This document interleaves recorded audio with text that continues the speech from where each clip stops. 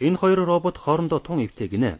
Росси болон Джеймс нэртэй хоёр робот цагийн механизм шиг хамтран хоол хийдэг байна.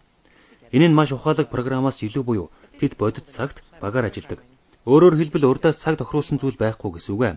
Мюнхний техникийн сургуулийн профессор Майкл Биц хэлэхдээ өдөр тутмын гэр орны ажлын цагийн хуваар тодорхой дэг журам нь машинуудын хувьд нэлээд төвөгтэй зүйл гэсэн байна. Харин түүний судалгааны баг хийсэн үйлдэлийнхээ үр дагаврыг ойлгох чадвартай роботыг бүтээжээ. Таны мэдхийн тогтолцоонуудын хийдэг зүйл юу вэ гэхээр тэд хийсэн зүйлээсээ сурдаг. Үйлдэлийг яг хэрхэн гүйцэтгэхээ өөрсдөө шийдэхийн тулд үйлдэлийнхээ үр дагаврыг тооцдог гэсэн байна. Росси Джеймс хоёрт хүний тарихтай нэлээд төстэй байдлаар ажилладаг мэдрэгч болон таны мэдэх алгоритмуудыг суулгаж өгчээ. Росси хоол хийдэг савны хэлбэр хэмжээг мэдэж авсан учраас тэдгэр савнууд ширээний хаанч байсан олох чадвартай.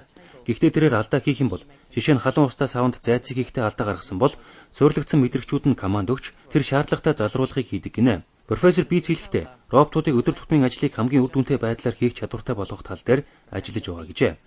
Оюун ухаантай ч гэсэн зарим хүн алдаанаасаа суралцдаггүй. Харин Росси Джеймс хоёр бодит сэтгэл хөдлөлгүйч гэсэн хаана буруу зүйл хийснээ ойлгож алдаанаасаа суралцдаг байна.